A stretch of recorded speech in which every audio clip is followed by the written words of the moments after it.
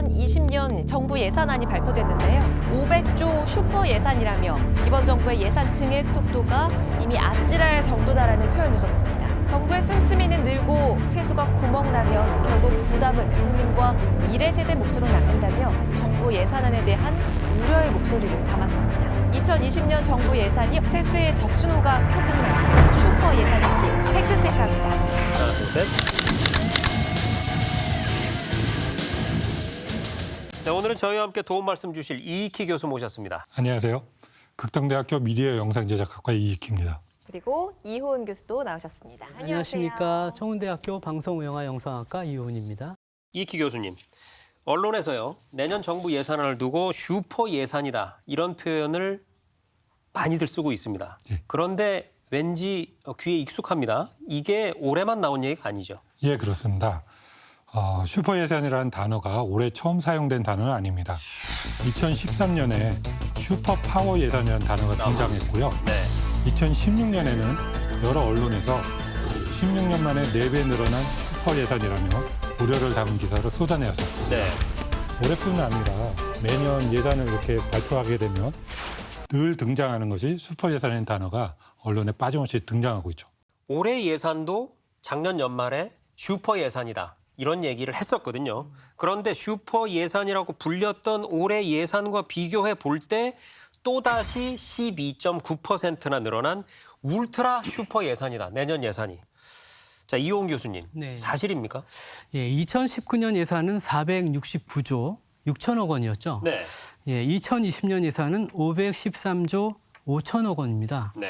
계산을 해보면 43조 9천억 원. 그러니까 12.9%가 아니라 9.3%가 늘어났습니다. 네. 먼저 2020년 예산안부터 좀 들여다봐야겠어요.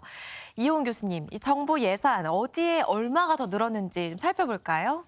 2020년 예산안을 보면 산업 중소기업 에너지 분야, 환경, 기술개발, 복지, 일자리 분야 등 재원이 배분돼서 513조 5천억 원입니다. 특히 산업 중소기업 에너지 분야의 예산이 대폭 늘었는데요. 일본의 경제 보복을 극복하기 위한 대책으로도 보이네요.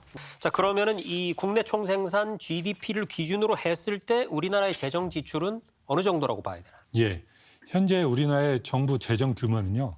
GDP 대비 32.5%입니다. 네. OECD 국가들 중에서 가장 작습니다. 아하. 왜냐하면 OECD 평균 42.8%인데 GDP 기준 10%포인트 정도 적은 거죠.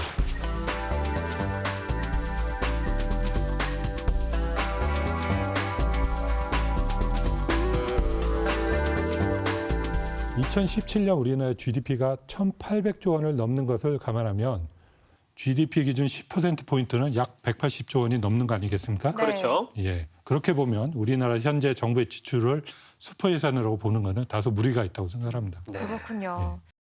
오늘 KTV 사회다에서는요, 내년 정부 예산안이 12.9%나 폭증한 슈퍼 예산이다. 이런 보도에서 살펴봤는데요. 팩트체크 결과는 이렇습니다. 첫째, 내년 정부 예산안은 12.9%가 아니라 9.3% 증가한 513조 5천억 원이다. 그리고 우리나라의 GDP 대비 재정 지출은 OECD 주요 국가는 물론 평균에 비해서도 낮은 편이다.